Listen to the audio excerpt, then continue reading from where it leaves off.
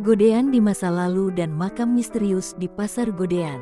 Berdasarkan dari peta Belanda tahun 1935, lokasi di depan kita saat ini pada tahun 1935 tertulis sebagai Opium Verkoopplatz. Apa itu Opium Verkoopplatz? Opium Verkoopplatz adalah tempat untuk menjual candu. Untuk pembahasan tentang opium, di lain waktu akan saya tampilkan video kuno tentang aktivitas masyarakat dengan opium.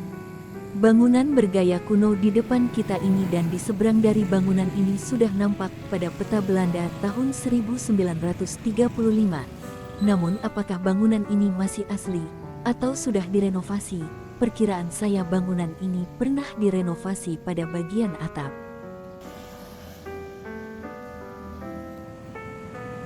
Di bagian atas sana adalah ventilasi dan dinding bangunan dengan gaya kuno. Apakah dinding ini masih asli sebagai dinding dari bangunan rumah candu zaman dulu?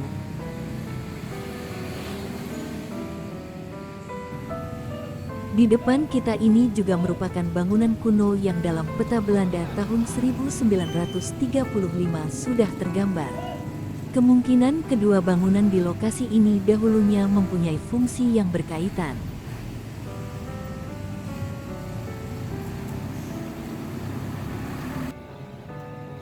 Di sekitar tempat ini dahulunya menjadi pusat pemerintahan.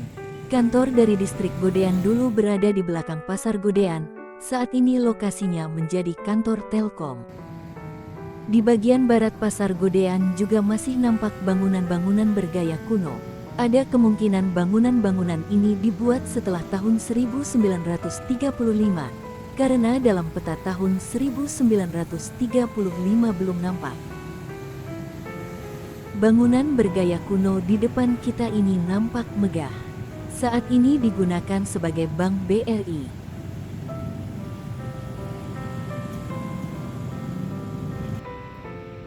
Bangunan ini berlantai 2. Bagian di lantai 2 nampak lebih sempit jika dilihat dari depan.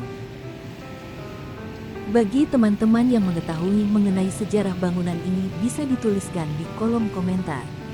Selain dari bangunan-bangunan bergaya kuno di Godean ini, Pasar Godean juga merupakan salah satu pasar kuno yang ada di Yogyakarta. Pasar Godean mengalami beberapa kali revitalisasi, yang pada awalnya hanya menggunakan bangunan bambu hingga menjadi pasar dengan bangunan dari cor semen. Di tahun 2023 saat ini, bangunan Pasar Godean juga akan direvitalisasi besar-besaran. Sejarah singkat mengenai Godean. Godean adalah sebuah kapanewon di Kabupaten Sleman, Daerah Istimewa Yogyakarta, Indonesia.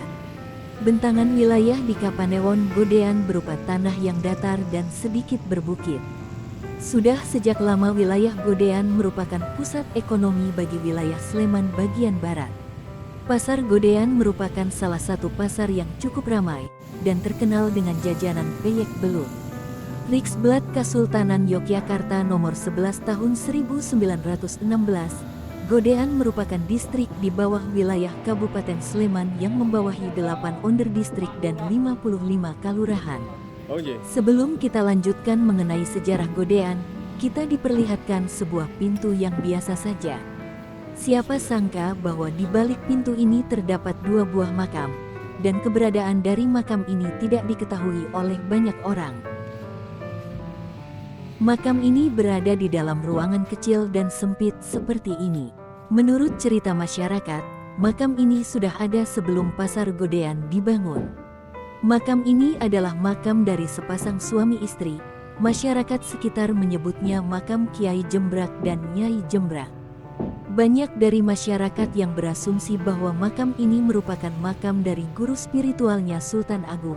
Ada pula yang menceritakan beliau semasa hidupnya merupakan orang keraton Yogyakarta. Lalu ada juga yang bercerita jika beliau orang pertama yang tinggal di daerah ini sebelum menjadi Godean. Bisa dibilang beliau merupakan cikal bakal Godean.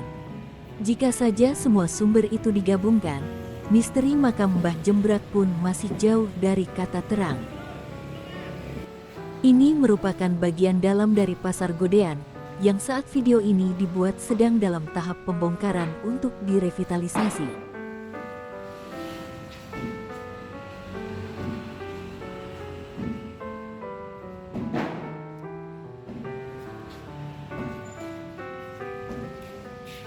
Melanjutkan pokok pembahasan tentang sejarah Godean tadi.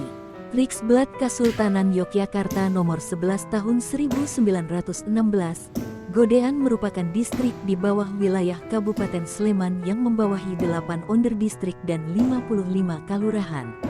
Kondisi tersebut kemudian berubah dengan keluarnya Riksblad nomor 1 tahun 1927 yang membuat Godean dan semua wilayah Kabupaten Sleman masuk dalam wilayah Kabupaten Yogyakarta. Pada tanggal 8 April tahun 1945, Sri Sultan Hamengkubuwono ke-9 melakukan penataan kembali wilayah Kesultanan Yogyakarta melalui Yogyakarta Koore Angka 2 yang menempatkan wilayah Godean sebagai bagian Kabupaten Sleman dengan status Kapanewon. Meski demikian, beberapa wilayah di Godean seperti Sedayu tetap masuk dalam wilayah Kabupaten Bantul. Kapanewon Godean saat itu berkantor di Godean dan dikepalai oleh seorang panewu atau camat, membawahi 16 kelurahan yakni Kelurahan Berjo, Koagon, Jering, Sangonan, Tebon, Krajan, Senuko, Semboh, Gancahan, Rewulu, Wirokraman, Kelajuran, Karanglok, Ngerenak, Candran, Krapyak, dan Bendungan. Melalui Maklumat Kasultanan Yogyakarta nomor 5 tahun 1948, maka 16 kelurahan tersebut saling bergabung menjadi 7 kelurahan definitif sampai seperti sekarang. Pada masa penjajahan Belanda, di Godean juga terdapat beberapa pabrik gula, yaitu pabrik gula Rewulu di daerah Pedukuhan Pirak Bulus, dan pabrik gula Klaci di sekitar Pedukuhan Kowanan dan Kramen. Untuk pabrik gula Rewulu, lokasinya saat ini berada di sekitar pabrik roti di Padukuhan Pirak Bulus. Sedangkan pabrik gula Klaci, saat ini lokasinya menjadi SMK Negeri 1 Godean. Untuk pabrik gula Rewulu sudah pernah saya buat videonya.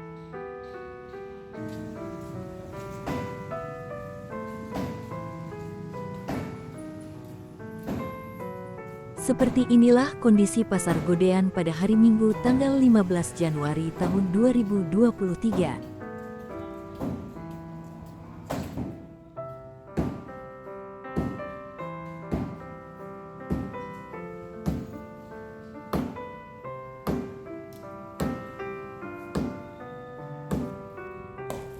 Sebelah tembok yang digempur Pak Tukang itulah makam dari Mbah Jembrak yang tadi kita masuki. Seperti inilah bagian dari kerangka atap Pasar Godean. Nampak kerangka atapnya menggunakan besi. Proses pengerjaan pembongkaran terus dilakukan oleh para tukang. Nampak sampah berserakan di mana-mana. Terkait dengan revitalisasi pasar ini yang saat ini sedang dikerjakan, dan adanya situs sejarah di depan pasar, menurut Sekda Sleman, Harda Kiswaya memastikan, makam yang berada di Pasar Godean akan tetap dipertahankan. Selain makam, Pasar Godean juga menyimpan situs cagar budaya.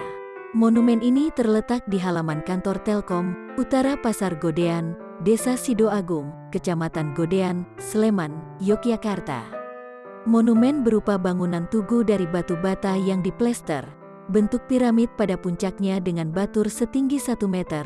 Pada bagian kaki batur terdapat prasasti pendirian dengan stempel Keraton Yogyakarta dan prasasti huruf Jawa. Prasasti huruf Jawa ini berbunyi Pengetan Jumeneng Dalem. Monumen ini didirikan oleh Keraton Yogyakarta pada tanggal 17 Agustus tahun 1936 sebagai Tetenger Jumenengan Sri Sultan Hamengkubuwono Kaping Wolu. Tempat berdirinya monumen ini berada di sebelah utara Pasar Godean. Dahulu merupakan dalem atau rumah Panji atau disebut Kepanjen, yaitu Panji Noto Asmoro, Panji Noto Sugriwo, dan Panji Noto Subali. Di lokasi ini juga, dahulunya sebagai pusat pemerintahan dari Godean. Hal ini berdasarkan dari peta Belanda tahun 1935 berikut. Tugu tadi merupakan Tugu Kepanjen II, di pojok depan sebelah barat Pasar Godean. tepatnya di pinggir perempatan Godean terdapat Tugu Kepanjen 1 dengan bentuk yang berbeda dari Tugu Kepanjen 2. Ini adalah Tugu Kepanjen 1, fungsinya sama dengan Tugu Kepanjen 2 tadi. Namun pembangunannya yang di lokasi ini tidak diketahui kapan. Oleh masyarakat sekitar tugu ini juga disebut sebagai ngejaman, dikarenakan terdapat jam di bagian atas.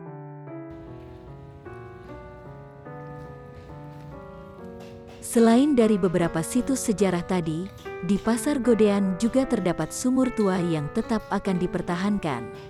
Mari kita lihat.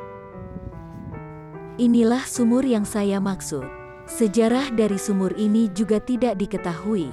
Namun menurut masyarakat, diceritakan jika sumur ini merupakan sumur tinggalan dari orang-orang terdahulu yang sampai saat ini masih digunakan.